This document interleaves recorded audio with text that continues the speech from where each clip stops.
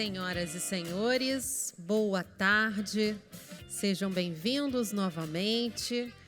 Fiquem à vontade para ocupar os assentos, pois iniciaremos nesse momento a segunda sessão do nosso dia com o tema As lideranças ESG no setor de óleo e gás. Como moderadora, temos o prazer de convidar ao palco a senhora Camila Valverde, COO e diretora da Frente de Impacto do Pacto Global da ONU no Brasil.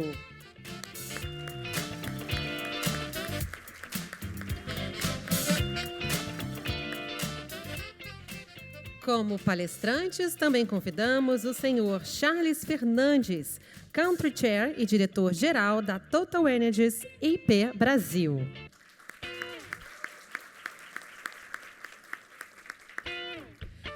Também convidamos o senhor Daniel Elias, CEO e Country Chair da Petrogal Brasil.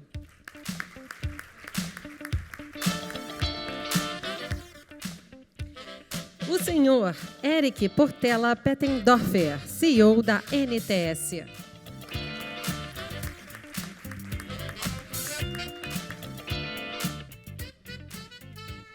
Também convidamos o senhor Tabajara Bertelli, presidente da Ultragás.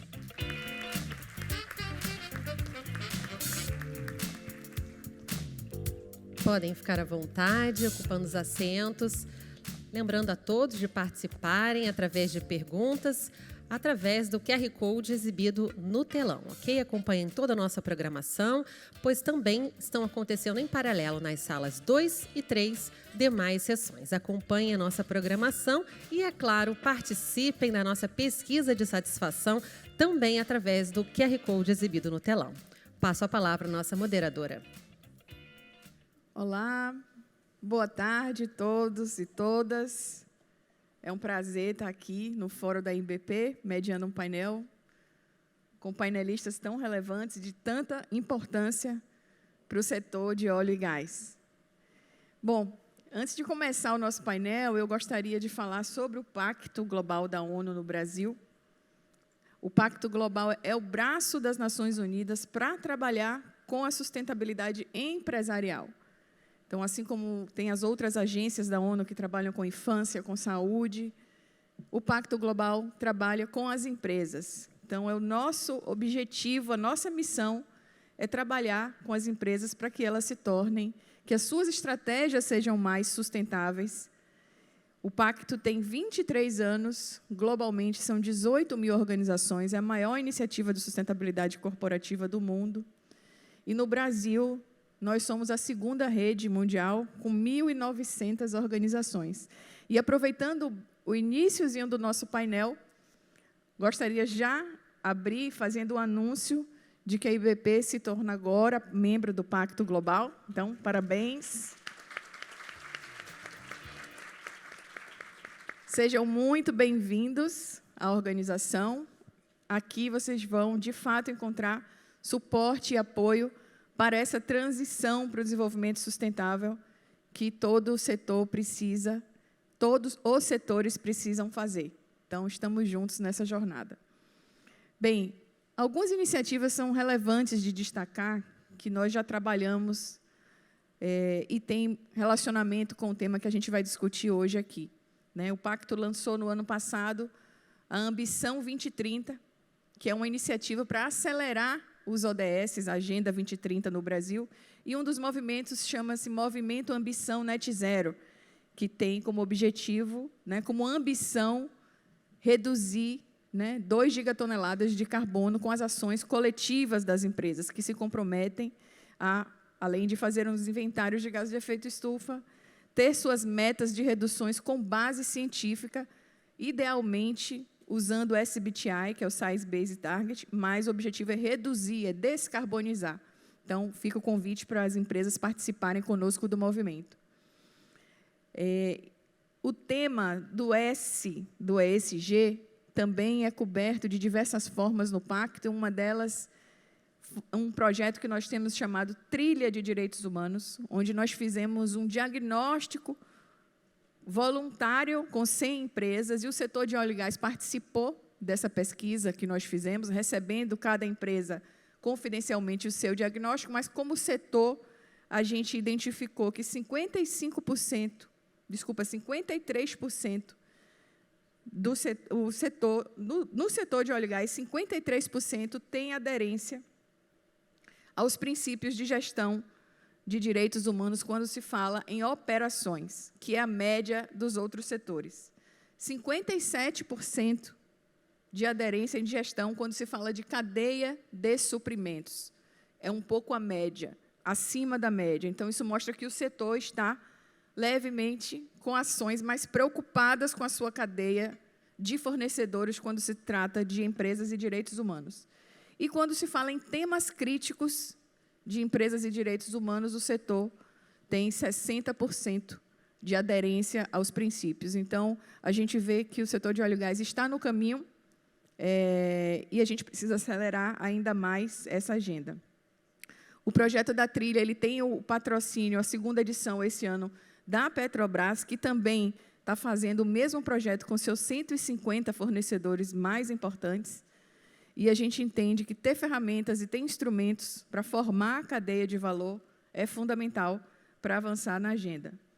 Também montamos um grupo de trabalho setorial do setor elétrico e energético para trabalhar o tema de empresas e direitos humanos, buscando oportunidades e sinergias dentro do setor, à luz do PL 572, que está tramitando na Câmara, para que a gente possa, internamente, como setor, discutir as boas práticas e os avanços que a gente precisa endereçar. E, por fim, no G, nós temos uma frente de ações coletivas de anticorrupção e transparência. O Pacto tem uma boa prática reconhecida pelo Basel Institute. A gente já fez ações coletivas com o setor de engenharia e construção, com o setor de limpeza urbana, com o setor da agroindústria, e agora começamos com o setor de energia elétrica e renováveis. E aqui fica um convite, porque eu sei que o IBP trabalha também com esse tema, para se somar à iniciativa do Pacto e a gente aprender com vocês e também ensinar e trocar boas práticas do que a gente já faz. Então, o E, o S e o G, já perceberam meu sotaque nordestino, né? Porque o E, que eu tenho muito orgulho. O E, o S e o G estão presentes dentro do setor de óleo e gás, né? E a liderança endereçando este tema dentro das organizações para essa pauta avançar é fundamental. E deixar registrado que o E, o S e o G, sim, precisam pautar a estratégia do negócio, não ao contrário. Passando para os nossos painelistas, nós vamos funcionar assim. Vamos primeiro fazer uma fala de 10, 15 minutos, com uma pergunta para todos. Depois, a gente endereça algumas perguntas individualmente. Pode ser? Podemos começar com você, Daniel? Então, a mesma pergunta para todos. Quais os principais temas que a liderança do setor de óleo e gás deve observar na agenda ESG? Muito obrigado. Boa tarde a todos. Eu tenho um sotaque diferente também com muito orgulho. E quero agradecer o convite. Quero dar os parabéns ao IBP pela adesão e é para mim um prazer e um privilégio estar aqui neste painel a falar de um tema que é tão relevante. Nós, na Galp, temos como abordagem, e que essa abordagem passa para as lideranças na qual eu me incluo, uma abordagem de compromisso, uma abordagem de transparência e uma abordagem de partilha, no sentido de que o caminho do ESG faz-se caminhando e com todos juntos nesse caminho. Então, do ponto de vista quando você fala do tema da liderança, é nós nos revermos nessa abordagem e transmitirmos isso para a organização. Depois, o tema ESG é um tema que eu gostava de desmistificar.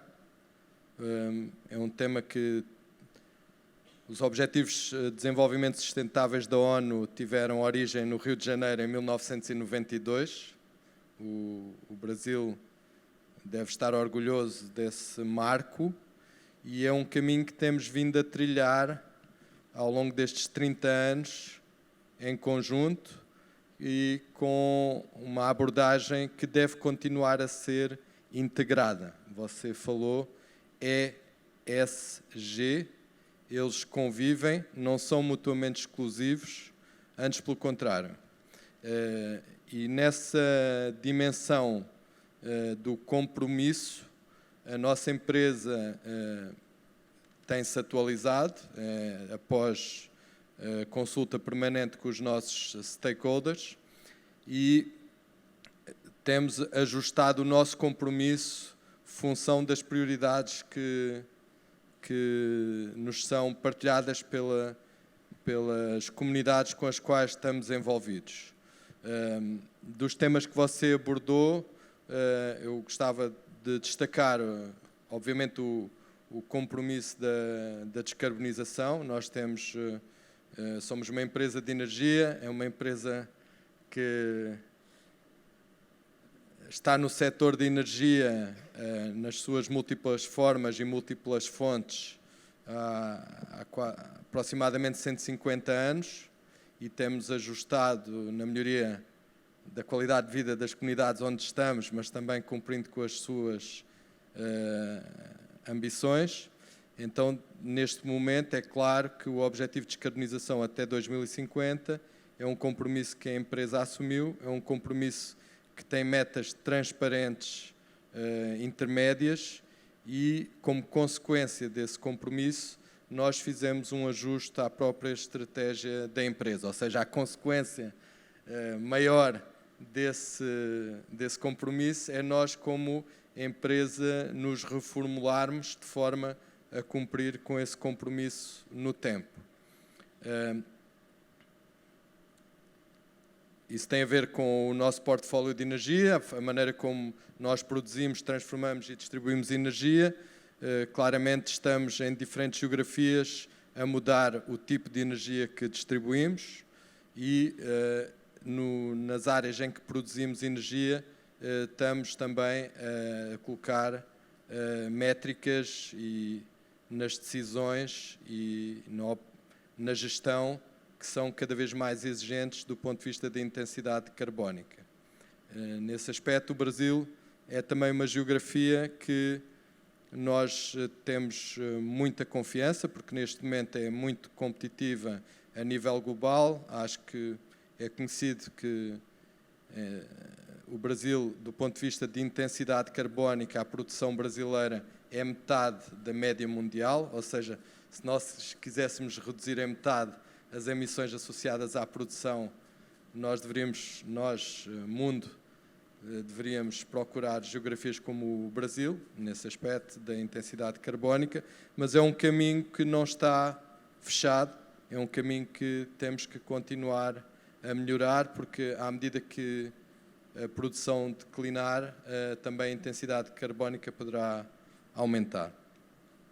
Do ponto de vista do social, eu gostava de destacar o tema da diversidade e inclusão.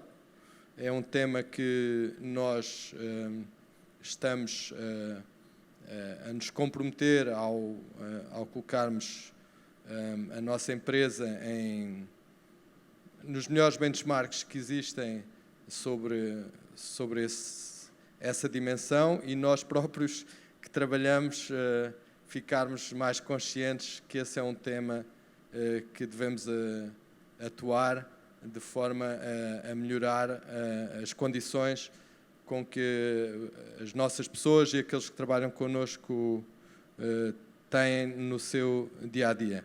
E do ponto de vista do governance, é o que falou, existe uma dimensão da ética, mas existe também uma dimensão associada à maneira como nós lidamos com os nossos fornecedores, em que nós criamos mecanismos em que medimos, do ponto de vista de compliance e ESG, as entidades que connosco trabalham e temos vindo, do ponto de vista de compliance, a evoluir ao longo do tempo, em que em 2022 tivemos já 95% das entidades que trabalham connosco avaliadas numa perspectiva de ESG, quando comparada a 88% em 2021. Pronto, esse é um caminho, voltando ao início, que nós não damos nem como terminado, é um caminho que já iniciámos há bastante tempo, mas que no tempo e em função dos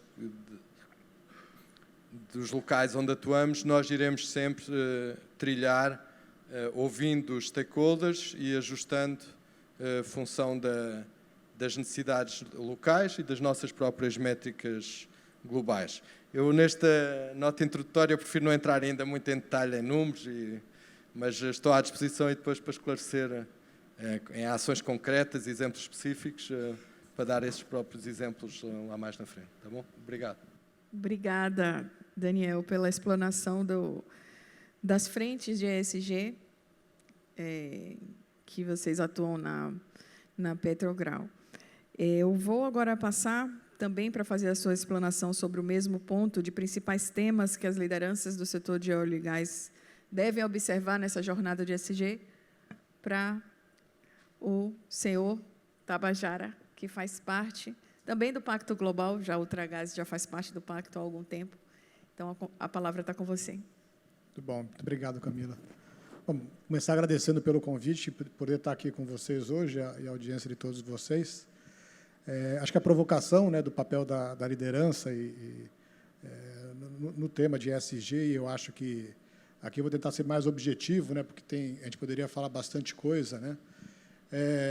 Assim, na nossa perspectiva, né, assim, acho que eu queria começar resgatando, né, assim, a jornada que a gente vem passando quando a gente olha o tema de ESG na Ultragaz, né, é algo que a gente vem debatendo já há algum tempo, né, e eu, na minha avaliação, apesar de ser suspeito para falar, acho que a gente está chegando num caminho bastante interessante, né. Para a Ultragaz, eu não sei se todo mundo conhece a história da empresa, né. A Ultragaz tem uma história muito interessante, é uma empresa com 86 anos, né, empresa nacional, parte do Grupo Ultra hoje, né, o negócio fundador do Grupo Ultra, né, hoje junto com a Ipiranga e a Ultracargo, mas é um negócio que começou lá, 86 anos atrás, para fazer transição energética, né. Ele veio introduzir o GLP aqui no Brasil, o gás de cozinha, né, o gás de botijão, no momento que o Brasil não tinha fogão a gás, né. Então, teve uma história muito interessante, que a gente não consegue contar agora, obviamente, mas de liderar esse processo, né, e já com uma perspectiva de sustentabilidade naquele momento, né, de um combustível ali muito mais seguro para o meio ambiente como um todo, né, muito à frente até de alguns países da Europa. O GLP começou antes no Brasil, e aí tem uma história bem interessante do que a empresa fez nesses 85 anos, né, e que acho que ajudou muito o setor a se desenvolver aqui no Brasil. Hoje, o mercado de GLP do Brasil é um dos mais desenvolvidos do mundo, né, com maior nível de penetração e acesso para a sua população, de um trabalho que a empresa fez, que eu acho que foi muito legal, a gente se orgulha disso. Eu estou na liderança da empresa aí há 4 anos, né, e assim que eu assumi, eu já trabalhava na empresa, a gente, né, com a tua provocação do papel da liderança, né, que a gente tem aqui, a grande discussão foi, e os próximos 85 anos? Né? Eu acho que a Ultragaz cumpriu um papel perante a sociedade ali, de desenvolver o setor e trazer benefício para a sociedade como um todo, e chegou a hora da gente olhar mais à frente, né, como a Camila colocou. A gente já faz parte do Pacto Global já há algum tempo, né, olhando todos os ODS, né, e a gente começou uma discussão muito interessante de qual era o papel mais à frente para a nossa organização, né, olhando aquilo que ela faz de relevante. E eu entendo que a gente conseguiu evoluir de uma forma bem madura, que hoje a gente não tem, né, como eventualmente existia no passado, quase que uma separação, como se o ESG fosse um departamento, fosse uma coisa compensatória, né? Hoje, o pilar da nossa estratégia, de fato, a gente, inclusive, se estrutura, né? A gente chama isso de energias, a gente tem 4 pilares fundamentais, são 4 energias, que conversam diretamente com os ODS, mas eles definem não só movimentos que a gente faça, mas o nosso caminho estratégico, né? A gente tem uma ambição muito grande a longo prazo, né, de uma nova transformação na empresa e totalmente pautada no nosso pilar, nos 4 pilares de ESG que a gente desenvolveu, né? A gente promoveu essa discussão interna, envolvendo todos os stakeholders da companhia, né? E olhando as nossas grandes competências, né? O Ultragaz hoje é uma empresa que tem quase 4.000 funcionários, atua com uma rede exclusiva de revendedores, de quase 6.000 revendedores, né, no Brasil como um todo, muito próximo, né, do relacionamento com os clientes. E a gente evoluiu nessa discussão e, né, a liderança da empresa se percebeu, falou, olha, eu acho que o Ultragaz consegue agregar de valor para a sociedade esse last mile, né? Curiosamente, a gente se enxerga na cadeia de óleo e gás, mas com um papel diferente até dos meus colegas aqui de painel, muito mais com o papel do last mile, da conexão da cadeia hoje de óleo e gás com os nossos clientes, né? Então, a gente desenvolveu a nossa estratégia, olhando todos os aspectos de governança, do aspecto social, todos os aspectos que são envolvidos, mas criando um plano, um programa mais à frente, com uma transformação para nós, inclusive, muito relevante, de que já não somos hoje um operador exclusivo de gás, do GLP, de gás liquefeito de petróleo, né? A gente já começa a operar, eu posso falar um pouco mais disso ainda hoje, mas a gente já começa a operar com energias diferentes e fazendo essa conexão com o cliente, né? A gente participa bastante da discussão de transição energética, né, que, obviamente, é algo muito presente aqui no nosso evento. A gente sabe que tem um caminho difícil para todo mundo trilhar aí mais à frente, necessário e difícil, e a gente acha que tem uma competência, né, instalada na empresa, e eu vejo hoje a liderança muito convencida e genuinamente imbuída de usar a competência da empresa para se posicionar diferente aí a longo prazo, né? Eu acho que tem um convencimento que todo mundo aqui na sala, eu imagino que compartilha, que cada vez mais a sociedade vai olhar para as nossas organizações e ter que enxergar valor, né? É bom que aquela empresa exista, né? Eu acho que na história da Ultragaz foi muito bom que ela existiu e fez esse desenvolvimento e trouxe muita qualidade de vida para toda a sociedade. E, mais à frente, eu acho que a gente vai continuar sendo desafiado em todos os aspectos, por isso a gente olha sempre todos os ODS para ver a nossa evolução que a gente tem conseguido colocar nesse desenvolvimento, e a gente pauta a nossa alavanca de plano de longo prazo em suportar a transição energética, né? Hoje a Ultragaz é uma empresa que, muito recentemente, né, começa a operar com outras energias, mas naquilo que eu acho que a gente pode, de fato, agregar valor para a sociedade, que é conectar a produção de energia, de alguma forma, com a entrega dessa energia, né? Então, acho que a gente posso comentar disso mais à frente, mas hoje a Ultragaz, usando os seus canais, as suas competências, já comercializa energia elétrica, já está começando a sua operação no biometano, nos gases renováveis, né, ampliando o leque de energia para que ele consiga oferecer para os seus clientes, né? Então, acho que esse papel, que eu acho que é o grande desafio que a Ultragaz se propôs a fazer e vem desempenhando, de conectar a evolução da sua estratégia, aquilo que, de fato, ela acredita, com os seus pilares do ESG. E eu acho que a gente tem ido bem, mas tem muito desafio aí mais à frente. Muito bem, obrigada, Tabajara. Eu gostei muito do processo que você trouxe de implementação, de criação da estratégia de ESG, considerando ouvir os seus stakeholders para montar a estratégia e considerando a competência da empresa para isso. Então, isso mostra que o processo é maduro, né? Está indo para um caminho maduro para identificar os ODS e partir para a implementação. Muito bom. Vamos agora para o meu lado direito.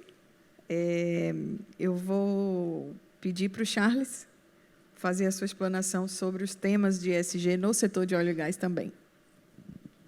Muito boa tarde a todos, muito obrigado pelo convite.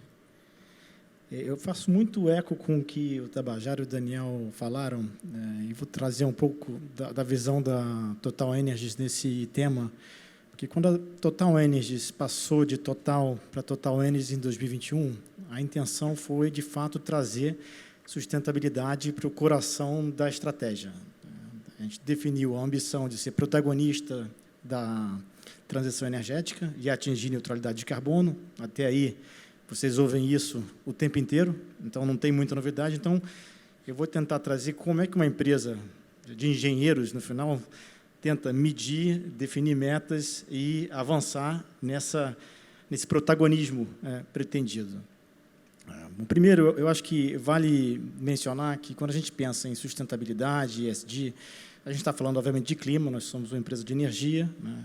Ainda hoje, predominantemente com um mix de energias fósseis no portfólio, mas a gente está falando também de clima, de bem-estar das pessoas, né? E de partilha e criação de valor com a sociedade. Outro ponto que é fundamental na construção das metas e dessa ambição é entender que, no setor de energia, você tem 3 pilares fundamentais para o desenvolvimento socioeconômico da sociedade. E esses são clássicos. A energia precisa estar ali quando você precisa, e você não deve nem se preocupar com isso, porque, sem isso, a sociedade não se desenvolve, né? A gente não estaria nem aqui conversando sobre esse tema. O segundo é que essa energia precisa estar ali, disponível o tempo inteiro, a custos cada vez mais acessíveis, que também é a premissa básica para desenvolvimento econômico e social das sociedades. E o terceiro ponto, que é cada vez mais relevante, é que essa energia precisa ser cada vez mais limpa.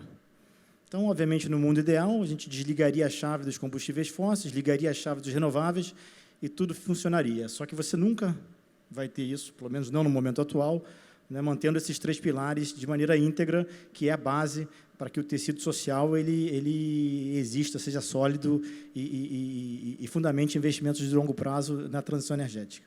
Então, quando a Total olhou para essa ambição, ela tentou declinar ela de algumas maneiras. A primeira é olhar para o mix de energias que a gente tem no portfólio hoje e projetar qual é o nosso mix ideal em 2050, com etapas intermediárias, para a gente seguir nesse caminho da neutralidade.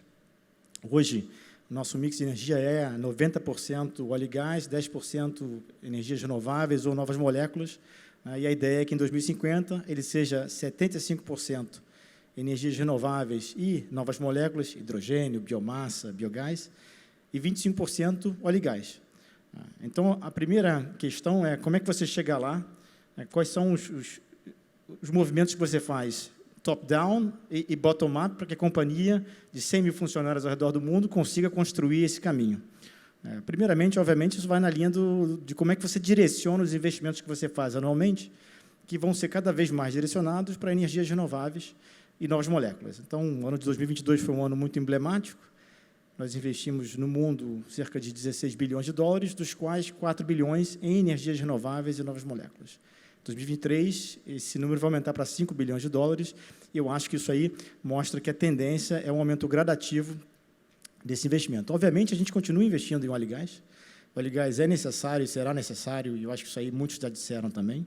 E, obviamente, que cada vez mais criteriosamente, né? Então, os investimentos em óleo e gás, hoje, eles não são apenas decididos com critérios financeiros. Basicamente, o que a gente faz dentro do portfólio da empresa, quando a gente pensa em óleo e gás, todo novo projeto de óleo e gás tem que ter uma intensidade de carbono menor que a intensidade média do portfólio de óleo e gás, de maneira que, a cada ano, essa intensidade caia, os investimentos em renováveis continuem crescendo e a gente consiga fazer essa transformação de maneira contínua. E um dos pilares da transformação e da descarbonização é a eletricidade. Então, a eletricidade acaba sendo um dos nossos focos de investimento. A gente tem um portfólio hoje de renováveis que já é da casa de 18 gigawatts e que deve crescer até 100 gigawatts em 2030, e a gente tem a meta de se tornar uma das 5 maiores empresas de energias renováveis em óleo e gás do mundo, né, nesse processo de transição. Agora, esse processo tem um outro pilar, que é o bottom-up. Você não constrói isso com a decisão dos executivos sêniores da empresa, você precisa das equipes que, de alguma forma, estejam integradas, compreendendo o processo. Então, o que a gente tem feito ao longo desses últimos anos é investimentos massivos, primeiro, em treinamento. Existe um programa, que é um dos maiores programas que a gente lançou mundialmente, que a gente chamou de Visa for Total Energies, onde a gente treinou 30 mil funcionários no mundo, para que eles possam entender efetivamente a dinâmica dessa transição e, de certa forma, incorporar isso no dia a dia das atividades, de maneira que, se você é um operador na base logística, você tenha no seu reflexo a visão de, bom, eu preciso utilizar melhor a água que eu uso aqui para limpar o fundo dos tanques que voltam do offshore. Eu preciso formar meu fornecedor, porque meu fornecedor ele vai precisar cada vez mais estar com um compromisso ambiental também, senão, em algum momento, ele vai não ser mais um dos meus fornecedores. Então, isso aí é um ponto fundamental, é essa visão que é top-down e bottom-up na construção da nossa trajetória ESG. Eu acho que o outro ponto muito emblemático, né, que foi lançado no ano passado, o Comitê Executivo da empresa definiu 10 critérios de desempenho aliados aos USDs, que visam, né, traduzir todos os nossos objetivos em termos de sustentabilidade, seja investimento em inovação, economia circular, diversidades dentro da empresa, formação de fornecedores, melhor consumo energético, com menor pegada de carbono. Então, foram definidos 10 critérios de desempenho pelo Comitê Executivo da empresa, e cada unidade de negócio no mundo teve que declinar esses critérios em metas específicas diante das suas realidades de negócio. Então, aqui no Brasil, foi o que a equipe fez. A gente definiu as nossas metas para esses 10 critérios de desempenho, e isso passa a ser um elemento de medição que vai se traduzir também na remuneração das equipes. Isso já era o caso quando a gente falava dos executivos sêniores da empresa, e cada vez mais a gente amplia para que cada indivíduo dentro da empresa tenha a plena consciência de cada ação que ele tem no dia a dia, seja ele um operador, seja ele um comprador, ele tem um impacto naqueles critérios de desempenho ligados ao ODS, que vão nos levar a ter um percurso de desenvolvimento sustentado sólido, né? O último ponto, antes de passar de volta a palavra a você, obviamente, está ligado a investimentos em pesquisa e desenvolvimento, que são fundamentais para desbloquear os gargalos tecnológicos, para que a gente possa, de fato, ter as tecnologias que vão permitir essa mudança de mix energético no futuro, né, nos 5, 10 anos que vêm. Se você não faz esses investimentos em P&D, você não vai ter isso. E hoje, a Total Energy está investindo ao redor de $1 bilhão mundialmente em pesquisa e desenvolvimento, e 2023 é também um ano emblemático, porque é a primeira vez que a gente tem mais investimentos em pesquisa e desenvolvimento, em energias renováveis e novas moléculas do que em óleo e gás, antecipando, né, a tendência que a gente imagina vai se consolidar no futuro. Super obrigada, Charles. Muito interessante quando você traz o modelo de decisão da companhia estabelecido, né? Você consegue identificar o que é top-down, o que é bottom-up, como você falou, mas uma convergência para a transição energética e com a estratégia bem montada e, no meio dela, obviamente, o desempenho dos profissionais, né? Porque, no fundo, o que vai fazer a diferença é a nossa atuação como profissionais desse setor. Desse setor de ESG, não, do setor de óleo e gás. Os profissionais do setor de óleo e gás também sendo mensurados no seu desempenho, avaliando em qual medida os princípios sociais, ambientais e de governança fazem parte da sua atuação, com certeza deve ter mudado um pouco, deve ter movido a agulha quando você incluiu esse elemento na avaliação. E treinamento, sem dúvida, a cultura da sustentabilidade, a cultura do ESG, atrelado à estratégia do negócio, é fundamental. E é um desafio grande, parece simples de falar, não é? Mas levar a cultura de ESG para a base de todas as organizações é desafiador, né? E precisa ser feito, porque senão as pessoas não entendem o que é e fica descolado a estratégia da realidade. Então, parabéns aí pelos pontos que você trouxe. Então, para concluir essa primeira rodada, eu passo a palavra para o Eric Portela, CEO da NTS. Obrigado a todos. Obrigado pelo convite. Obrigado por participar desse painel com empresas de porte mundial, tanta relevância, tanto para o mundo quanto para o Brasil. A NTS é uma empresa de transporte de gás natural, metano, que está dentro do estado do Rio de Janeiro, leva gás para Minas Gerais, para São Paulo, está de frente para o pré-sal. É uma empresa cujos seus controladores são fundos de infraestrutura no mundo, que detêm em torno de $2 trilhões em infraestrutura no mundo inteiro. Ano passado, nós iniciamos um trabalho estratégico, uma empresa relativamente nova no setor, nesse setor de gás, no novo mercado de gás, no unbundling do setor, uma empresa que está olhando única e exclusivamente midstream de gás natural.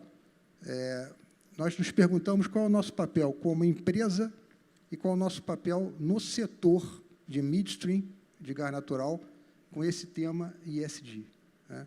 O nosso papel como empresa é tentar levar para onde nós passamos, são 2.000 quilômetros de dutos, 4 estações de compressão, inúmeras instalações de superfície, levar para as comunidades, porque duto é um ativo que ninguém vê, é um ativo silencioso, é um ativo que leva o gás natural, mas ninguém sabe muitas vezes somos confundidos com vendedores de GLP, nosso pessoal de campo, e tentar que a comunidade inteira, ao entorno do duto, ao entorno da faixa, do right-of-way, entenda que ali passa um gasoduto que leva metano, que leva calor, que leva trabalho mecânico, que leva indústrias como, por exemplo, a indústria cerâmica, que saiu de um consumo de carvão em Santa Catarina, de um fornecedor de cerâmica de uma qualidade Y durante décadas, e nos últimos 15 anos é um exportador de cerâmica graças a consumir gás natural nas suas instalações ao invés de carvão, por exemplo. Esse trabalho é um trabalho que passa por difundir cultura, é um trabalho que passa por difundir todo um programa que tem que estar relacionado à faixa do duto, né? Então, a gente tem um programa, por exemplo, cultural, relacionado a Monet, que é levar para as crianças das escolas municipais e estaduais, ao longo da nossa faixa, óculos virtuais, o Monet à beira d'água. O outro programa de esporte, judô, programa de plantio, obviamente, plantio adequado à faixa de dutos para as comunidades que vivem ao entorno do duto.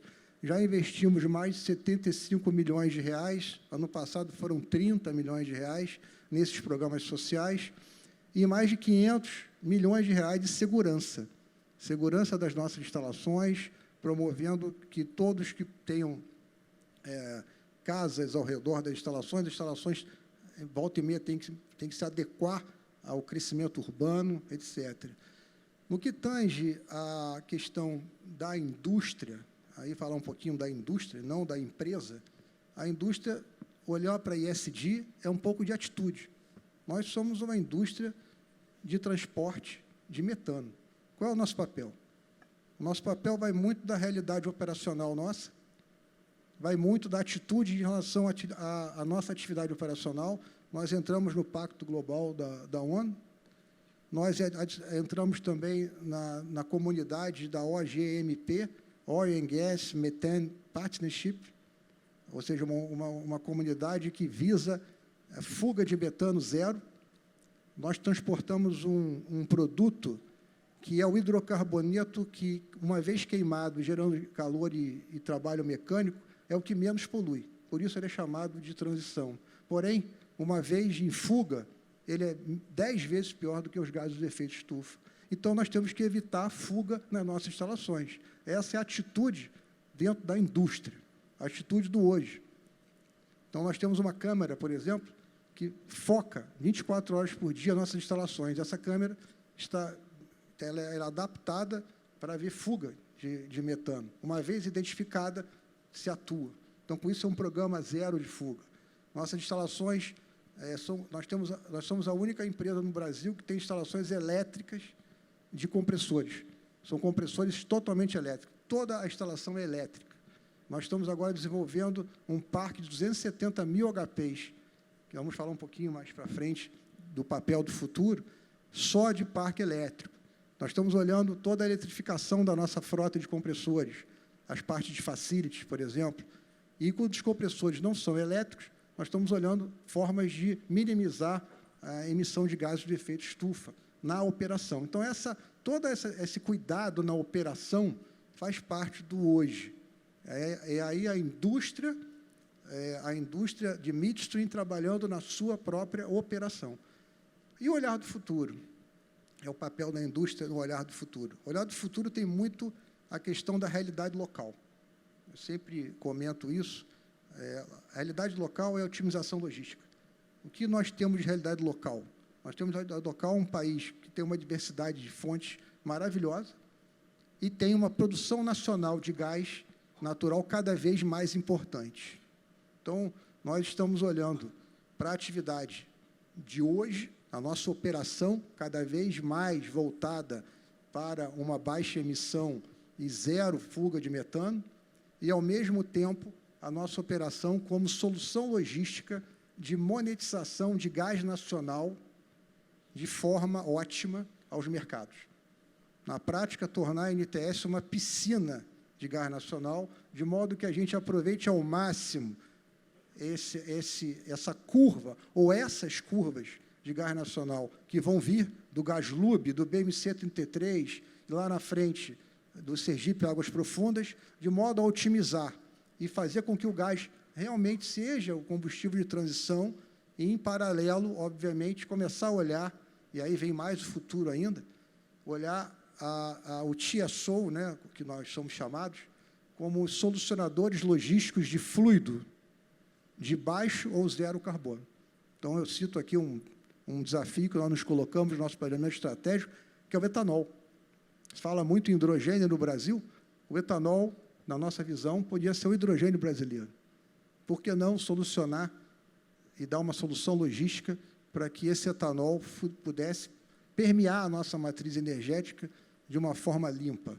Por exemplo, estamos estudando, através da ATGás, o papel do hidrogênio.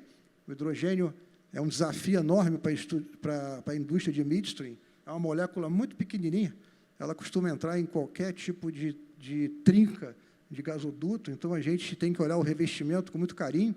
Já se fala em 20% na Europa de mistura de hidrogênio na mistura do metano. Nós, aqui no Brasil, nós estamos calculando o que seria uma mistura ideal para nossas instalações. E, por fim, olhar também o biometano. Nós anunciamos há um mês uma parceria com a Urca Energia, na qual nós vamos colocar pela primeira vez no Brasil biometano nas instalações da NTS, aqui no Rio de Janeiro. Enfim, a questão de você olhar a empresa e as atitudes da empresa, a questão de governança, nós temos uma relação de governança muito forte, até o DNA do nosso shareholder. Nossas relações no mundo inteiro são relações de longuíssimo prazo com indústrias de infraestrutura. A relação do papel como empresa, como midstream, o papel como setor importante da cadeia nas nossas operações e o papel do médio e longo prazo no nosso planejamento estratégico. Dividindo assim, nosso plano estratégico está hoje em franca implementação e a gente tem um olhar para o futuro de um Brasil com muita diversidade de energia, talvez o país no mundo, na minha opinião, de maior fonte de inveja de outros países, tendo em vista as possibilidades inúmeras que nós temos aqui com a nossa realidade local. Obrigado. Super obrigada, Eric, também. Nessa primeira rodada, a gente ouviu falar de Agenda 2030 dos ODS, e a gente também ouviu todos os nossos painelistas falando de futuro, de jornada. E a Agenda 2030, com os 17 Objetivos do Desenvolvimento Sustentável, ela também vem de uma jornada. Né? Vocês lembram, todo mundo aqui lembra com certeza, da Rio 92, Eco 92, quando se lançou a Agenda 21. Então, foi o primeiro caminho estratégico para os governos e para a sociedade montarem suas pautas dentro dos temas ambientais e sociais. Depois foi substituída pelos ODMs, Objetivos de Desenvolvimento do Milênio. Vocês lembram, né? Alguém conhece os Objetivos de Desenvolvimento do Milênio? Quem lembra dessa agenda? Ali levantou a mão, que bom. 2, 3. Essa agenda evoluiu em 2015, muito bem lembrado aqui, com a relevância do Brasil, tanto na Rio 92, quanto na Rio +20, quando começou a se montar a comissão para formar os ODS da Agenda 2030, que foram lançados em setembro de 2015 para a gente levar até 2030. Então, o que está por vir quando a gente olha o começo da mobilização global para os temas de ESG, lá em 72, Estocolmo, 20 anos depois, depois Rio +20, o que está por vir nessa agenda? Até onde os setores estão avançando nas pautas e a pobreza, que é o ODS 1 hoje, vai sair dessa agenda? O setor de energia limpa vai subir quanto nessa agenda para a próxima pauta? Agora, no meio do ano, agora em julho, vai ter o High Level Stakeholder Meetings na ONU para discutir em que momento nós estamos como civilização da entrega da Agenda 2030 e qual vai ser o próximo passo para frente. Então, aqui também o setor está fazendo essa reflexão, sempre olhando para frente. É importante olhar para frente e puxar, gente, puxar a agenda através de decisões e estratégias. Se a gente, ainda, óbvio, todos os processos de mudança têm aqueles stakeholders, aqueles elos que aterrizam ali, enraizam e são mais difíceis de mudar. Mas tem também aqueles que dão um empurrão mais forte, mais ousados, e a agenda acelera. Então, muito feliz de ter ouvido falar de Agenda 2030, dos ODS e de uma visão de futuro. Agora nós vamos para a segunda parte aqui do nosso painel, segunda e última, com algumas perguntas. Eu vou começar com o Daniel, mais uma vez. Daniel, eu queria que você falasse um pouco para nós, à luz do que a gente vem falando de ESG, sobre tecnologia e empreendedorismo no setor de óleo e gás. Muito obrigado. Eu gostava de, para construirmos o futuro passa por pessoas e tecnologia e empreendedorismo. E o desafio é grande e a nossa empresa definiu critérios bastante objetivos como construir esse futuro. Um dos critérios é a questão da alocação de capital. Nós, neste momento, temos como critério 50% do nosso capital é alocado à energia tradicional e o outro 50% é aplicado às novas energias descarbonizadas, que é o hidrogênio, a produção elétrica renovável e etc. E esse critério é aplicado também à questão da tecnologia e inovação. E nesse aspecto, nós no Brasil temos um enquadramento muito positivo para que nós possamos atuar nessa dimensão. Já é um enquadramento que vem de alguns anos e é um enquadramento que nós gostaríamos de reforçar como sendo um dos pilares não só para a indústria do presente, mas também para o setor de energia do futuro, que é a alocação de investimento na cláusula de PID que existe na ANP e que existe um tecido académico muito forte. Nós estamos presentes em 10 estados no Brasil, mas existe também um espírito de empreendedorismo muito vivo que nós tivemos a oportunidade de vivenciar, por exemplo, agora durante o Web Summit, que é o maior evento de tecnologia e inovação do mundo, que tem uma casa em Lisboa e estamos muito felizes por ter aqui uma outra casa no Rio de Janeiro. E essas duas casas não são por acaso e nós devemos acarinhar essa frente, porque essa frente irá nos ajudar a construir o futuro. Para além da questão da alocação de capital, conforme foi falado, existe a questão da intensidade carbónica e à semelhança do que o Charles falou, ao nós reconstruirmos o nosso portfólio, nós estamos, neste momento na Ibéria já somos uma empresa muito relevante na produção de energia solar renovável, somos uma das maiores empresas da Península Ibérica e nos últimos 24 meses aqui no Brasil construímos um portfólio de oportunidades também de energia renovável, que não era a nossa matriz original no Brasil, mas através desta reformulação estratégica passa a fazer todo o sentido e estamos a fazer esse caminho. Para além disso, no âmbito do hidrogênio, nós temos vindo a aplicar fundos em ciência e tecnologia que nos permite, agora que temos um projeto que vai fazer da descarbonização do nosso parque industrial em Portugal, nós estamos também a aplicar aprendizagem e trocas que fazemos aqui com o Brasil e vamos fazer uma decisão final de investimento de descarbonização da refinaria com hidrogênio verde em Portugal. A primeira etapa são 100 megawatts. Também a parte de carbon capture, é importante mencionar que o Brasil, o pré-sal, neste momento captura 25% do carbono, do CO2 mundial no pré-sal da Bacia de Santos.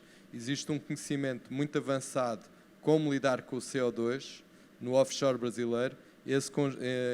Tem uma empresa de referência a nível mundial que é a Petrobras, que devemos mencionar, mas existe também um ecossistema de fornecedores e parcerias que desde o início têm apoiado nesse caminho. É um caminho visionário e é um caminho que serve de plataforma para o futuro, porque na prática existem uma série de fenómenos associados à gestão do CO2 que estão a ser geridos dia a dia aqui em frente ao Rio de Janeiro e com as quais podemos aprender muito para poder aplicar noutras geografias. Do ponto de vista da eletrificação, que também foi mencionado aqui, existem projetos de ciência e tecnologia que estamos a investir.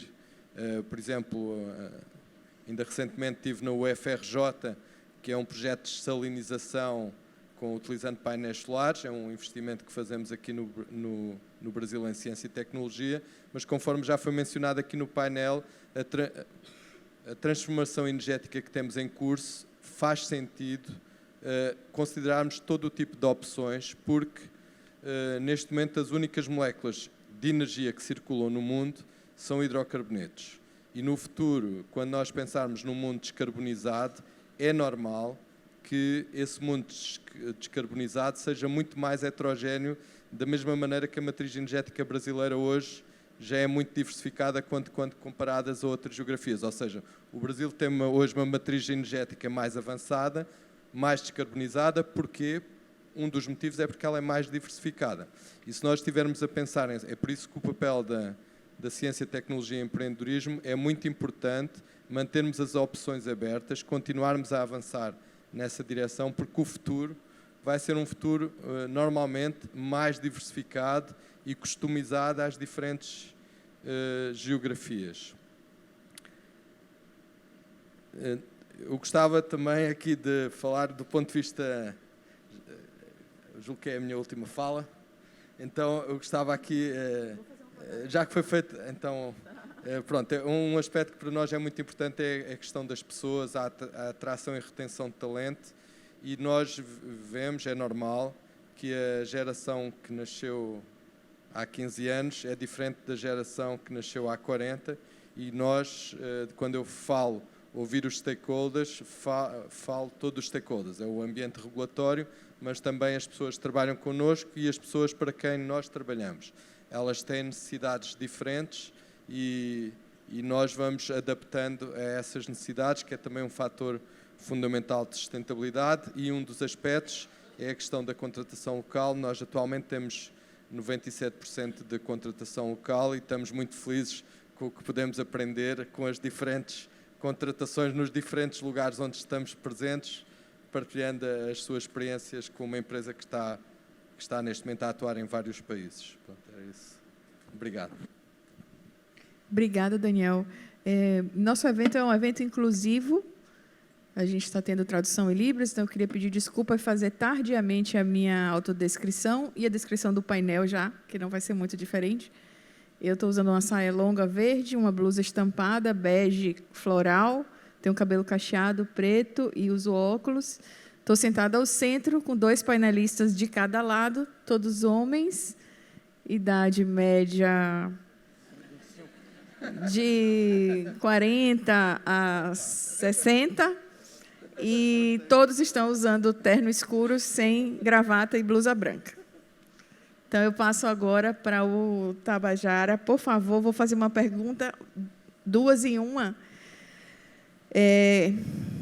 Como a Ultragaz envolve o tema de ESG e sustentabilidade na sua estratégia, e qual o papel seu enquanto líder? Qual o papel do líder nessa agenda? Olhando para o líder do setor de óleo e gás, que é mais desafiador. Muito bom. Acho que você colocou como 2 perguntas, mas acho até mais fácil tentar respondê-las juntas, né? Assim, eu até comentei um pouco isso ali na abertura, né? Eu acho que, de fato, né, todo mundo colocou aqui nas suas falas, né, de desafios grandes, de transformações importantes, né, numa indústria, né, na indústria de óleo e gás, que tem lá as suas questões históricas que precisam ser enfrentadas, né? E, assim, pelo menos na nossa perspectiva, eu acho que o único caminho para a Ultragaz possível, né, da gente atingir os objetivos que nós temos, que são, de fato, muito desafiadores, é isso ser o pilar da nossa estratégia, né? Ele, assim, nem de longe ele é um peso para a estratégia ou associado à estratégia, né? E hoje eu posso dizer que, cada vez mais, eu vejo a organização convencida disso e comprometida, né? Acho que o Daniel colocou muito bem a história das pessoas estarem convencidas. Isso precisa de um tempo, né? Precisa de dedicação e esforço para isso acontecer. Quando a gente começou, né, esse debate na empresa de uma nova postura estratégica, numa nova ambição, totalmente associada aos nossos objetivos ali de ESG, Isso não foi, obviamente, pensado por uma pessoa e depois só desdobrado, né? Foi um trabalho de construção que a gente buscou muito envolver todos aqueles que tinham participação. A gente envolveu, no nosso caso, por exemplo, a rede de revendedores, clientes do segmento empresarial que nós temos, as nossas pessoas, né? Foi um trabalho de evolução, eu acho que na construção para ter esse match estratégico, que, de fato, consumiu uma energia, uma dedicação nossa grande no começo, né, que a gente reconhece, mas que já passou, e eu acho que hoje ela acaba sendo uma grande alavanca dos nossos movimentos, né? Então, eu acho que alguns anos atrás era impensável alguns movimentos que aconteceram na Ultragaz, feito pela organização como um todo, né? A gente adquiriu uma empresa de comercialização de energia elétrica, vinda de energia solar, de geração distribuída, totalmente conectado com o nosso negócio, né? Então, hoje, a empresa inteira não é um negócio que a gente investiu, que tem a sua operação separada, é uma operação hoje já relevante, né? Tem menos de um ano de operação, a gente já tem aí mais de 30 mil clientes, e basicamente comercializado via nossa rede de revendedores, com a nossa equipe comercial, pela nossa equipe de operações. Então, é algo que começa, assim, por ser bem debatido, né, e que tenha uma conexão com a estratégia, está todos comprometidos com esse caminho de longo prazo da empresa, a adesão foi muito mais fácil do que, eventualmente, seria alguns anos atrás, né? Então, eu acho que a conexão de estratégia e liderança, né, do que eu vejo na organização, e não a liderança minha, individual só, mas toda a liderança da organização, o primeiro genuíno convencimento desse caminho, né, não imposto, mas entendido como o melhor caminho para a organização, e passar um processo de diálogo, de debate e de escolhas corajosas, né? A gente, no final do ano, adquiriu uma empresa, a empresa líder no Brasil de transporte de gás natural comprimido, com o projeto de fazer a distribuição de biometano, né? A nossa visão, a visão da organização, foi de que a gente tem muito potencial de produção de biometano e uma dificuldade de conectar essas produções, né? O pessoal chama do pré-sal caipira, porque ele está ali nos aterros, nas produções, nas usinas de cana, e precisa conectar isso com os clientes. Né, como eu falei na minha abertura, a gente vê como o papel da Ultragaz fazer essa conexão com o cliente final. Então, a gente entrou nessa operação de gás natural comprimido, totalmente focado em desenvolver o mercado de biometano, e o nosso papel é usar, né, assim, a qualidade da nossa operação, a promessa que a nossa marca carrega, e conectar à produção. A gente, né, inclusive, o nosso painel aqui é muito diverso, que você tem mais a produção, o transporte, e a gente se reconhece como um valor importante, mas focado ali na conexão com o cliente, e a gente tem essa aposta, o nosso plano, quando a gente fala de transição energética, começar a ampliar o nosso leque de energias, né? E a gente já ouviu aqui por todo mundo que debateu na produção e no transporte, tem muita coisa interessante para acontecer nos próximos anos, de novas energias que vão ser desenvolvidas, e eu acho que a gente tem um papel, como liderança no setor e perante a sociedade, de conseguir implementar esse desenvolvimento mais acelerado, que eu acho que iria acontecer na sociedade de uma forma ou de outra, essa oferta de energias mais sustentável a longo prazo, mas como uma empresa completa, né, não só no aspecto da transição energética, mas em todos os seus outros valores, né? Então, eu acho que é um caminho para a indústria de óleo e gás, que tem que ser olhado aí com bastante respeito. É um desafio fazer esse movimento, e pelo menos no meu entendimento, muito difícil de fazer se isso não for central na estratégia, né? Não só está contido na estratégia, mas se ele efetivamente não for o pilar que transforma a organização, né? Eu acho que o mundo está passando por bastante transformação, vai precisar passar por maiores transformações, e eu acho que o legal é a gente não olhar isso com receio, mas muito mais como uma oportunidade de poder induzir ali um crescimento diferente, acelerado nesse processo, e as empresas aí serem cada vez mais reconhecidas, né? Obviamente, é muito mais fácil, né, falar aqui do que, na prática, a gente executar, mas, aí voltando, né, para o tema até do nosso painel e para a tua pergunta, eu acho que esse é o grande papel da liderança, né, é entender esses desafios, se aprofundar e mobilizar, né, o seu ecossistema, as suas pessoas, seus parceiros de negócio, para efetivamente esse processo, né? Eu acho que as empresas têm um papel transformador muito forte, né? A gente já viu aqui empresas que estão fazendo essa transição de forma bem acelerada. Então, essas empresas genuinamente convencidas e dentro da sua descrição estratégica, da sua ambição estratégica, eu acho que isso tende a se acelerar muito. imagino que a gente vai ter muito boas notícias aí num futuro próximo. Obrigada, Tabajara. As empresas são, como disse o Kofi Annan, quando lançou o Pacto Global em 2000, o maior causador dos impactos negativos, mas também o setor principal, o único setor que pode reverter a agenda e causar os impactos positivos que a gente precisa. Então, o poder do setor privado, poder de quem está nessa sala, da gente continuar o desenvolvimento econômico do país, incluindo os temas ambientais e sociais, é de tirar o chapéu. E eu aproveito e parabenizo o IBP por este fórum, para trazer a pauta, de ESG dentro desse setor tão relevante que tem uma potência gigantesca de transformação. Então, obrigada pela sua resposta. Queria te ouvir mais, Charles, um pouco sobre a estratégia, aterrissando um pouco mais nas ações que a empresa faz, como ela traz o ESG, como as ações são implementadas na organização, e se puder comentar um pouco sobre as parcerias com as universidades a respeito você comentou, eu notei aqui, dos convênios que foram feitos com as universidades sobre renováveis. Obrigado, Camila. Não, deixa eu tentar até trazer um pouco a dimensão brasileira nessas ações. Eu mencionei antes, e o Daniel também acabou falando, o Brasil tem dentro do óleo e gás uma pegada, uma intensidade de carbono que é menor do que a mundial, mais ou menos a metade da mundial.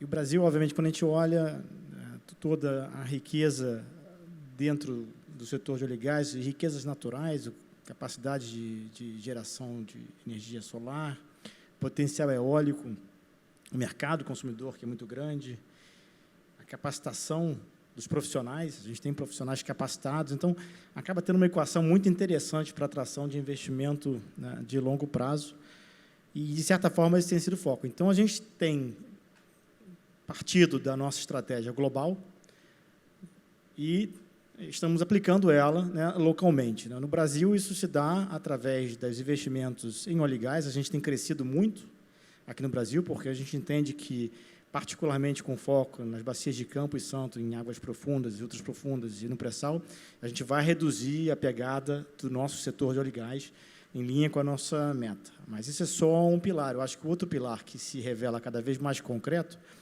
é nossa ambição em energias renováveis aqui no Brasil também. A gente recentemente assinou uma parceria, uma joint venture com a Casa dos Ventos, que para muitos aí é um ente novo, mas para quem conhece, é o maior desenvolvedor de projetos de eólica e solar no Brasil. Então, a gente criou uma joint venture que já nasce com um portfólio bem concreto. A gente tem 6 GB de portfólio de eólica e solar, dos quais um já está em produção, 500 mega em construção, 4,5 em fase avançada, e a ambição de constituir aí um portfólio de até 12 GB, né, em renováveis. Então, o Brasil se caracteriza muito por esses 2 grandes pilares para a companhia nessa visão de transição energética.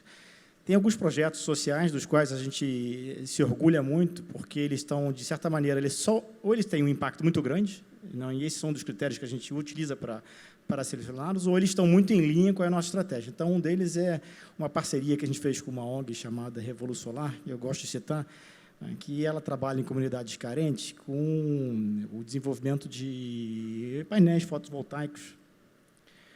Só que eles, quando nos aproximamos deles, eles careciam de um plano de negócios. Então, você via que aquilo ali, ou você ficava na filantropia, que um dia pode não estar presente e vai se desaparecer, ou você criava realmente as bases para que ele fosse autossustentável do ponto de vista de negócios. Então, a parceria que a gente fez, e eu acho que esse é o grande diferencial que a equipe trouxe aqui, não somente a gente financia, obviamente, os projetos em painéis, mas a gente está capacitando a ONG para que ela possa proliferar os negócios, ser mais sustentável do ponto de vista de negócio, e, obviamente, isso tem tudo a ver com a nossa atividade no setor de energia. E outra parceria que a gente fez, que, na realidade, é muito mais ligada à segurança viária, é um programa chamado VIA.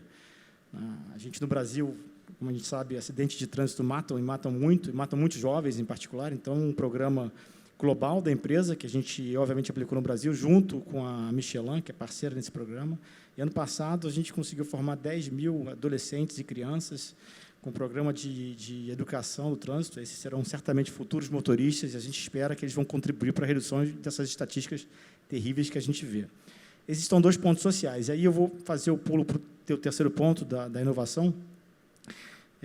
Como eu havia citado na minha introdução, a gente já investe no mundo mais em energias renováveis do que em óleo e gás, no que se refere a pesquisa e desenvolvimento.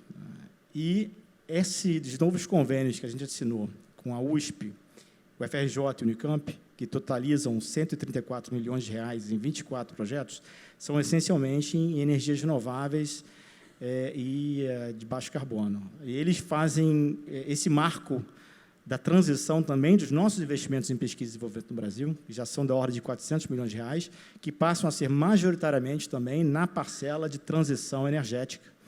De novo, antecipando os gargalos que a gente precisa eliminar para que as tecnologias que hoje estão apenas na cabeça de alguns cientistas se tornem soluções de base da indústria e que o Brasil possa alcançar e contribuir de forma significativa para uma melhora da condição do mundo, exercendo o seu papel de liderança no setor de recursos naturais também. Tudo isso, espero eu sempre, dentro de um arcabouço contratual, fiscal e regulatório monótono, né? Porque o investidor que investe por muitos anos, muitos bilhões de dólares, e que, por vezes, espera décadas para ter retorno, tudo que ele quer é monotonia contratual, monotonia fiscal, monotonia regulatória. Obrigado. Obrigada, Charles, pela fala e pela provocação no final. Você me lembrou, falando de investimento em tecnologia, investimento em universidade, de um tema importante, que é o ODS 5, que é a equidade de gênero, da importância da gente investir em mulheres no STEAM. Então, este é um setor majoritariamente masculino, mas eu estou feliz, porque eu estou vendo muitas mulheres na audiência. Então, fica aqui, como dizem no popular, e meus filhos falam, fica a dica para as empresas procurarem investir mais em programas de mulheres neste segmento de tecnologia e engenharia. Posso? Claro. A maioria da Total Energies. A Total Energies já é, no Brasil, uma empresa 50% feminina, 50% masculina, em todos os seus escalões. Então, palmas para a Total Energy.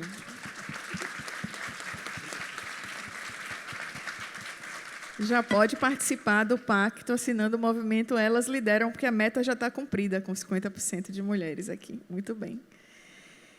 Para terminar a nossa segunda rodada, eu passo a palavra para o Eric. E a pergunta final, Eric, para você, falou bastante de transporte, né? Porque a essência do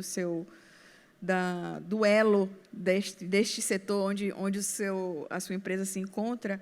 Que futuro você prevê ou imagina daqui a 30 anos para o setor que você atua como transporte de gases? É uma pergunta bem desafiadora, né? Pode sonhar, como eu disse, ser ousado. Antes de falar um pouquinho, também fazer uma propaganda das mulheres na NTS. Nós temos a Central de Controle e Supervisão, que é uma central que, através do sistema SCADA, opera todas as nossas instalações no Brasil, daqui do Rio de Janeiro, abre, fecha a válvula, parte os compressores, enfim, readiciona gás. Eu diria que quase a metade dos nossos turnos de operadoras. Então, muitas das vezes, todo o gás brasileiro em alta pressão está sendo operado por mulheres, né? Em várias equipes dentro da NTS, e nós estamos com 35% de liderança lá na NTS com mulheres também. Então, uma preocupação muito grande nossa em introduzir cada vez mais a diversidade dentro da companhia, né? Agora, pensando no futuro,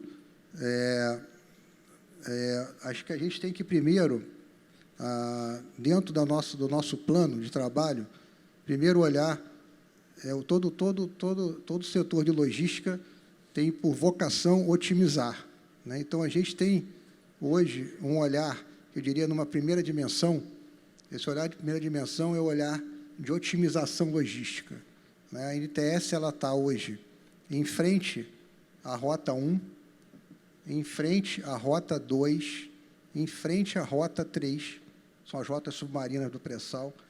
Ela vai estar em frente à Rota 5, ou a Rota 5 vai estar se conectando à NTS, e nós vamos receber algum gás de Sergipe, Águas Profundas. O que nós estamos fazendo para os próximos 8 anos? Dando uma solução logística para isso. E essa solução logística passa por trabalhar a melhor alocação do gás em termos de mercado maduro, balança comercial brasileira, preço, competitividade, etc., etc. Ao mesmo tempo, para os próximos 8 anos, olhar para uma solução logística de GNL. Qual o papel do GNL dentro do Brasil? Estou falando isso porque, antes de você olhar futuro, a gente tem que olhar um pouco da realidade local e otimizar com lições aprendidas. O que está acontecendo na Europa, numa racionalização do GNL aqui. Então, estamos trabalhando o storage de GNL onshore como uma racionalização, olhando o quê? Intermitência do setor de renováveis, olhando a necessidade de despacho ou não rápido, olhando a flexibilidade, o small scale de GNL, a penetrabilidade do gás no interior do Brasil e toda essa lógica, para que nós aproveitemos o máximo possível os dromedários que vão vir nos próximos 15 anos. Essa é a primeira vocação. A segunda vocação, aí sim, respondendo diretamente a sua pergunta, olhando lá na frente, uma vez otimizadas as instalações e a gente deslocando, vamos chamar assim, toda a energia oriunda de carvão, diesel, etc., etc., a gente vai para a transição. E essa transição, sem sombra de dúvida, toca no hidrogênio, o papel do hidrogênio no Brasil, é uma coisa que tem que ser discutida, exportadores de amônia, aumento de carga, etc. Ao mesmo tempo, as nossas instalações, o preparo das nossas instalações com hidrogênio, uma pergunta que nós estamos sempre nos fazendo, qual o percentual hoje de hidrogênio nas nossas instalações, os dutos novos, como seriam preparados para hidrogênio, estamos estudando isso através de parcerias com o CETEDUTO, e, ao mesmo tempo, combustíveis em que o Brasil se especializou muito, e talvez o Brasil, eu podia dizer que é o país que introduziu um dos maiores programas de redução de gases de efeito estufa na década de 70, sem saber que estava fazendo isso, chamava Proálcool. E aí nós somos especializados em etanol. Acho que no mundo não há a maior frota de carros flexíveis, nós provocamos isso nas maioria das montadoras. Hoje, se você quiser deslocar o mercado, você desloca facilmente, é uma questão de modelo de negócio. E aí, qual é o papel do etanol? Qual é o papel do hidrogênio? Dentro da nossa matriz energética, não adianta falar o papel do hidrogênio dentro da Europa. O papel do hidrogênio dentro da Europa, de um país que tem uma geografia completamente diferenciada da nossa, é um papel. O nosso papel tem que ser observado dentro da matriz. Eu me recordo que tive o prazer de participar de um projeto chamado Bolívia Brasil, na década de 90, em que se entendeu, naquela época, estou falando aqui de 1996, 95, se fez uma pergunta, qual é o percentual de gás na matriz energética brasileira que nós queremos? E se colocou 12%. Isso foi atrás de 12% com fonte boliviana e se atingiu isso. A pergunta é, qual é a matriz energética que nós queremos? E aí o nosso papel, como logística, é olhar para isso a partir do momento da otimização do gás, das fontes que estão aparecendo por aí, como transição, olhar para isso e fazer a solução logística de fluido, que eu adiantei um pouquinho na minha primeira fala. Essa solução logística de fluido passa por uma adequação da malha, passa por um estoque. Logística de fluido não é só duto. Logística de fluido é estoque. São outros modais de transporte, como o colega falou aqui, de outros tipos de modais, por caminhão, enfim, por outro tipo de estoque, outras soluções logísticas. E isso tudo dentro de um plano da penetrabilidade, que vai desde a saída do gás daqui a 25, 30 anos, e a entrada de quê, com que percentual, como. E aí, mais uma vez, o Brasil tem tudo para fazer isso de forma ordenada, porque, de alguma forma, nossas fontes são diversificadas. O gás está chegando aí, o gás do pré-sal, os dromedários, os famosos dromedários do pessoal estão chegando dentro de uma lógica não de abundância, mas uma lógica de otimização logística, uma lógica de substituição gradual de fontes que tiveram um grande papel no início do século, mas hoje estão em declínio natural, e essas fontes eram importadas, e agora a oportunidade de você colocar o produto nacional, melhorando a balança comercial brasileira, mas com uma visão de transição. Nunca com uma visão de dependência para os próximos 40 anos. Essa é um pouquinho ali do que nós estamos enxergando. Não podemos deixar de olhar hoje o médio prazo e não podemos preparar isso tudo para frente. Muito bem. Obrigada. Nosso painel, a parte de perguntas que eu tinha planejado com os meus painelistas, a gente concluiu. Se eu não vi nenhuma pergunta chegando aqui para mim no tablet. E aí eu vou fazer uma breve reflexão e pedir aos painelistas que façam a fala final, né, de mensagem dentro do tema deste evento, que é o ESG no setor de óleo e gás, né? O que é que inspira cada um de vocês olhando para frente, né? Qual é o desejo de vocês para esse tema dentro do setor? E durante a sua fala, você falou do etanol umas 2 vezes, e a gente não dá valor, não é? Né? A gente não dá valor ao país que criou o etanol e que tem aí parte da sua, como você falou, da sua frota flex. A gente precisa dar valor ao que tem. Eu participei de um evento ano passado, algum de vocês deve ter estado lá também, na Columbia University, no Climate Week, em setembro, em Nova York. Um dos painelistas americanos falando de Brasil, fiquei chateada, furiosa. Ele virou e disse: o Brasil fala que é o país do futuro, mas a gente ouve isso há 10 anos. Ai, todo mundo se olhando, incomodado com a fala dele. Estava falando de energia, estava falando de transição energética, de desmatamento, de descarbonização. E isso passa um pouco por como nós, brasileiros, falamos do nosso setor, do nosso país, das coisas que a gente tem. Óbvio, sem negar o avanço que a gente precisa fazer ainda, sem negar que a estratégia empresarial precisa ter as questões ambientais, sociais e de governanças envolvidas, para que a gente tenha um crescimento sólido, um desenvolvimento sustentável de fato. Mas a gente precisa valorizar o que a gente tem dentro de casa. A gente está num painel aqui com 4 empresas do setor de óleo e gás, mas que trabalham em pontas diferentes, né? Distribuição, produção. E todos trouxeram cases e exemplos do que as suas empresas estão falando. É muito, é pouco? Não sei. Está sendo feito. E tudo pode ser acelerado. E a gente precisa ter um olhar para valorizar o que o Brasil faz. Então, fica aqui parabéns para esses painelistas maravilhosos que me acompanharam no painel. E passo a palavra para vocês fazerem a fala final. Vamos começar na mesma ordem, para não confundir. Mais uma vez, muito obrigado aqui pela oportunidade. Eu tenho aqui algumas palavras-chave que eu vou mencionar. ESG no setor da energia, é isto que estamos a tratar.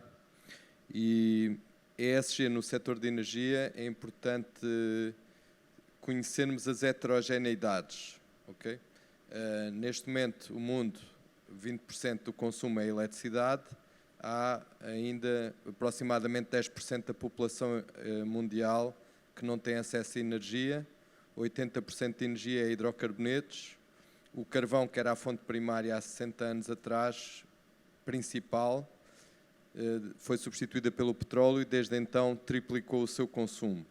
E triplicou o seu consumo em várias geografias, inclusive as geografias mais avançadas tecnologicamente, como o Japão.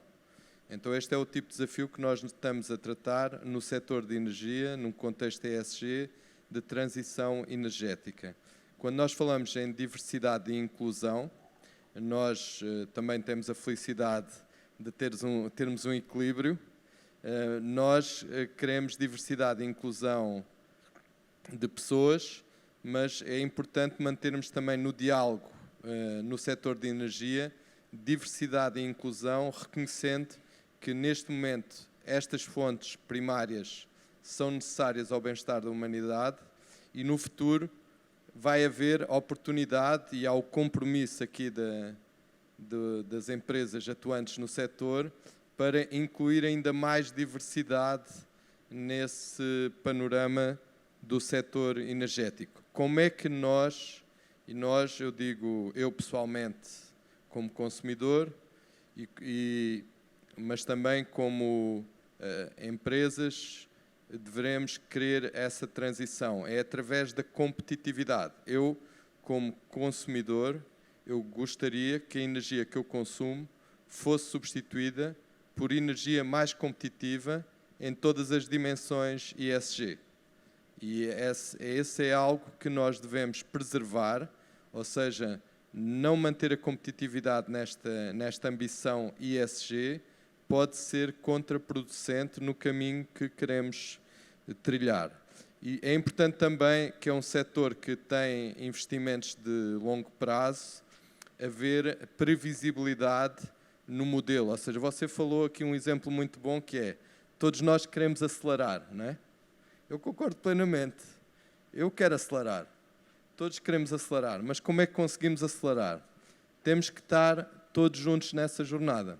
E para acelerar todos juntos nessa jornada, existem geografias que estão a criar mecanismos para que se possa acelerar. E acelerar significa identificar as oportunidades mais competitivas e dar-lhe asas para voar, desde que elas cumpram com os objetivos ESG, ou nós, e dentro dessas oportunidades competitivas, existe espaço para todas as energias.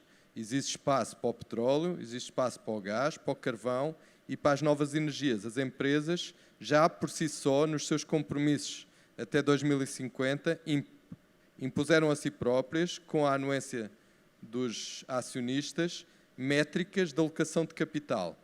Essas métricas de alocação de capital são mais exigentes para as fontes de energia tradicional, mas nós queremos investir em ambas as opções da forma mais competitiva e, se possível, mais rápida possível.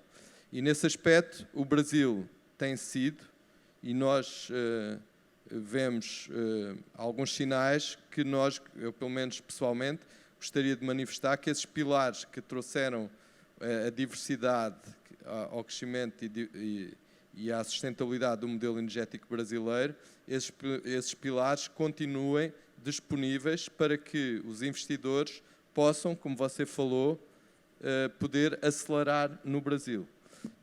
Como é aqui um momento de anúncios, eu gostava de partilhar aqui com o Charles, foi comunicado ainda hoje, há pouco, que a Total e a Galp fizeram uma parceria para o eólico offshore em Portugal. Eu acho que é um bom momento de partilhar. Parabéns. Aqui, já que nós fazemos parte, é parte comum, fazemos parte do Pacto Global da ONU, ambas as empresas, estamos comprometidos e iremos sempre, este é um exemplo feliz que aconteceu agora há pouco, mas eu vejo da mesma maneira um exemplo feliz, o investimento que nós fizemos noutra parceria com a PPSA, com a Equinor, com a Exxon, num projeto que é o Bacalhau, que é um projeto de produção de hidrocarbonetos mais descarbonizado e avançado do mundo. Ou seja, na altura em que foi tomada a decisão, foi numa altura difícil para o setor energético tradicional, em que estávamos em plena pandemia, mas as empresas, através dos seus compromissos, verificaram que fazia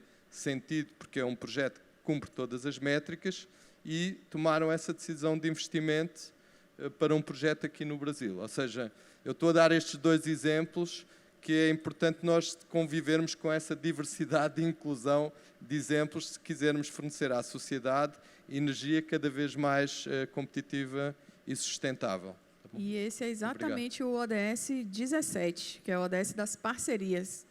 E que elas desejam sucesso na parceria de vocês e que a parceria também seja para as melhores práticas de ESG de cada uma das organizações. Vou pedir aos meus próximos painelistas que falem, se puderem, em 3 minutos cada um, para a gente encerrar no tempo. Pode ser, Tabajara? Combinado. Bom, muito bem, acho que a gente falou bastante coisa aqui, né? Acho que foi muito legal. De novo, agradeço o convite, né? Acho que, para mim, como mensagem final, e quase refletindo aqui a nossa conversa, né? e a gente, né, no nosso painel especificamente da liderança aí no setor de óleo e gás e o seu papel no ESG, como está claro pelas empresas que estavam aqui, por várias outras aí que poderiam estar aqui, a conexão total do caminho estratégico, né? Eu acho que, eventualmente, alguns anos atrás, ESG seria um tema acessório ou lateral, está claramente aqui como caminho estratégico, né? E trazendo mais para a realidade aqui do nosso país, né? É muito necessário que isso aconteça, né? A gente tem um caminho de inclusão que a gente precisa fazer aqui. Acho que foi muito legal do Daniel de colocar a questão de continuar em todos os aspectos, ser muito competitivo como produto, mas em todas as suas outras abordagens, nas parcerias, em tudo que a gente desenvolve, né?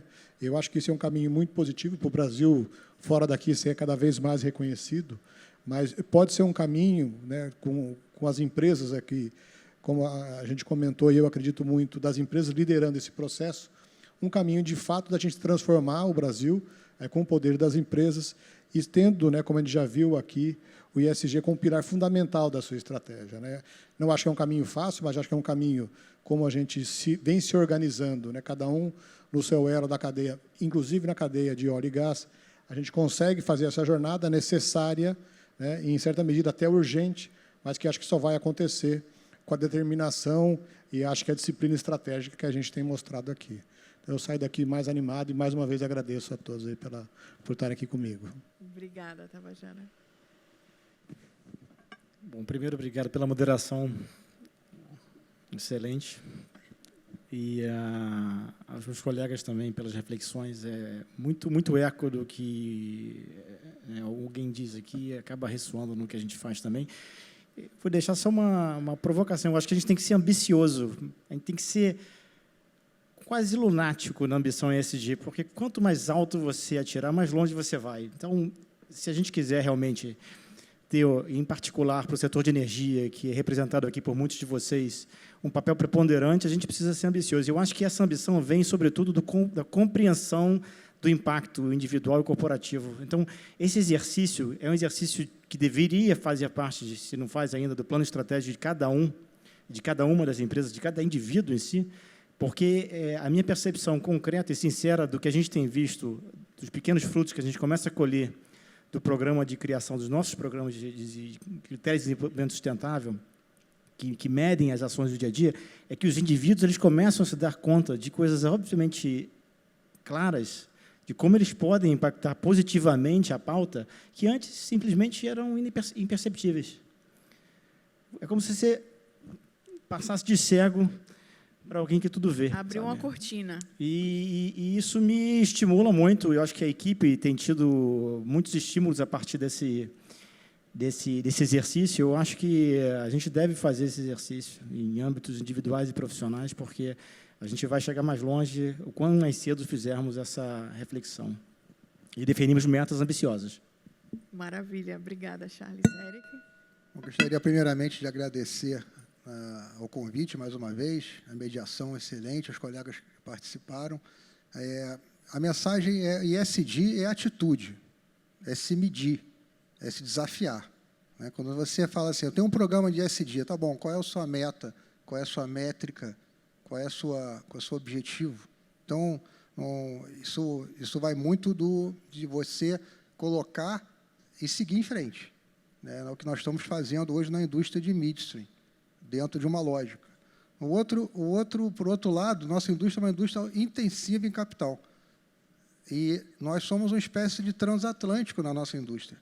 Cada decisão que a gente toma hoje demora anos para surtir efeito. Então, a gente tem que se planejar. A gente tem que sentar, tomar atitude agora, porque nós só vamos ver acontecer mesmo de verdade lá na frente. E tudo isso, pessoal, com segurança energética, porque, no final, a humanidade precisa de calor e movimento mecânico para sobreviver. E com segurança energética e planejamento, a gente vai chegar lá. Maravilha. Eu queria, para encerrar, pedir uma salva de palmas para esses painelistas maravilhosos.